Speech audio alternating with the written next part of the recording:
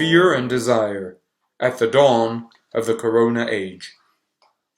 Some time ago, I published a discourse in Italian titled, and here I translate, Love and Death, to live with common sense in the era of coronavirus, a guide to virtuous rebellion. The discourse highlighted the fundamental disjuncture, even a conflict between two discourses, one of love or desire for the good, the other of irrational fear instilled by tyrants. The opposition between the two discourses has been radicalized around the question of COVID-19. Two fronts have emerged, of which one is by far dominant. On account of the dominant discourse, the opponent is completely wrong and should be banned in arguing or even only suggesting that the official COVID-19 discourse has been uniformly orchestrated by a global mass media network that has systematically attacked all opposition to it, in the best cases, ostracizing critics, in the worst and more usual cases, condemning and demonizing them. Somewhere in the middle would come the strategy of feigned condescendence. In any case, criticism of the dominant global discourse would have been systematically dismissed as insane. The term conspiracy theory sets the standard, a red herring poorly concealing deep-seated fear among the global establishment of losing its stronghold on the psyche of world populations. The heralds of the dominant opinion respond to their critics by condemning and demonizing them, so that an irony emerges. The official discourse condemns its opposition for claiming to have been condemned by the official discourse. Is there not something deeply ironic about a dominant discourse that condemns its opposition for accusing the dominant discourse of condemning its opposition? Today, the reason of the world order, or the logic of its market, underlies much of what peoples around the world, or at least of the highest industrialized countries, believe, but also, and more importantly, fear, since people tend to believe the most what they fear the most. What do most people fear today? The loss of their way of life, liberty as they conceive it, liberty uprooted from any eternal principle, liberty that thereupon falls back upon ever-changing rules and regulations in order to escape annihilation. Fear of losing rootless freedom drives people to rely upon orders stemming from freedom itself, or rather from our fear of losing our freedom. We project our fear into images of salvation, our idols.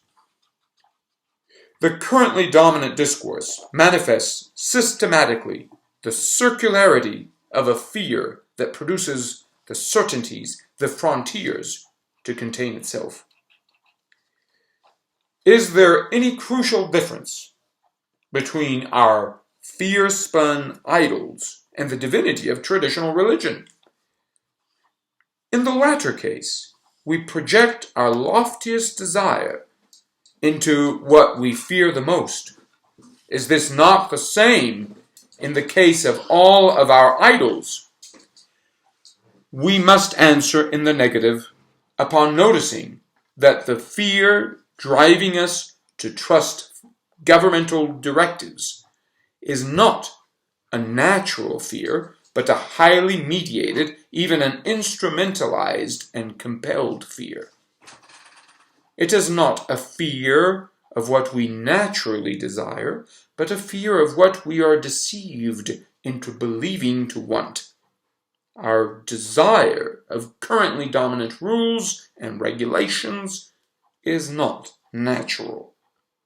We are then after something incompatible with what we fear. Our natural desire is corrupted, deviated, perverted, alienated from our natural fear. This has happened via the privatization of sense, consolidated notably by the romantic conversion of sense into sentiment or feeling. No longer signaling a direct reception of what is transcendent, unlike sense or even passion, sentiment takes place within the modern ego, which ipso rises as impostor of being, a mask eclipsing what we really are. Now, the mutual alienation of desire and fear is carried out triumphantly by technology, modernity's replacement of classical poetry.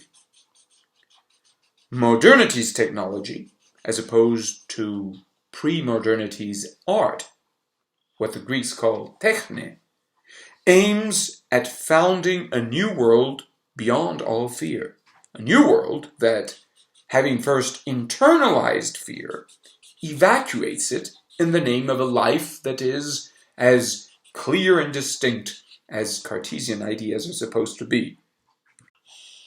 All that reminds us of death is now viewed as a threat to life, as if life itself were not the consummate reminder of death. In the absence of poetry, or rather, having abandoned, betrayed poetry as guide to everyday living, Dante's heroic warnings notwithstanding, we now trust technology to deal with death, to save us from death. But technology achieves nothing better than to alienate us evermore from both our natural desire, and thus the good we desire by nature, and the content of what we genuinely fear, namely, what is traditionally referred to as the otherworldly. Technology ultimately leads us to regard death as an evil, and to desire only secular goods, or the good conceived as a universal secular society, open in the respect that it is driven by a need to expand imminently and indefinitely, but essentially closed to genuine transcendence. In sum, we now live as if desire and fear, life and death for that matter, were incompatible. This means that we are alienated from both our fear and desire, believing that they are divergent. This belief is driven by a modernity that flatters us into viewing what we desire as departing from what we fear, where the latter is death and the former is a new death-free world in the making. Whereas the original problem of fear brings us back to traditional religion, or more precisely, religious revelation, the sacred, the problem of desire brings us back to classical political philosophy, as opposed to ancient pre-Socratic philosophy, for which desire is at best a distraction from truth, a truth that would be cut off from the good. Our modern world is indebted to pre-Socratic philosophy or science, although it departs from it, as Leo Strauss reminded us, by attempting to synthesize, one, a material, unconscious truth, a truth that no one would attend to as good, and two, a good devoid of truth, a good emerging in terms of rules and regulations, allowing us to attend to truth together. The prescribed synthesis entails an evolutionary conception of truth and being, allowing us to attend to truth in the very act of departing from it. We are supposed to turn towards truth precisely by progressing away from it.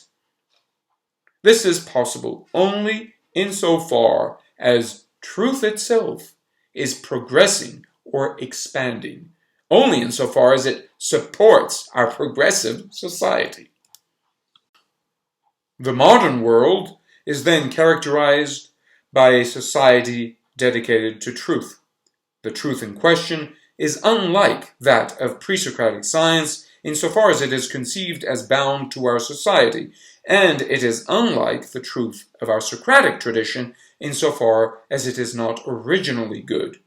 Yet, our truth is unlike both that of pre-Socratic science and Socratism by being evolutionary. The roots of the modern alienation of fear and desire may run deep, but not deeper than the modern invention of matter as evolving into our goods, of our past as progressing into our future. In sum, our alienation is retraceable to the modern invention of becoming as being, which is to say, of becoming as the truth about being. Becoming is now revealed as the being of being, as that which the divine is in itself. The modern world begins with the public exposure of what in earlier ages had been revered as a deep mystery. The internal movement or life of being, the sacred itself, is now desecrated as a logic that anyone, even and especially the most immoral soul, can grasp, provided it be efficient at calculating. That is how biblical providence first yielded to the logic of history that we experience today as a technologically supported global network of market rules and regulations.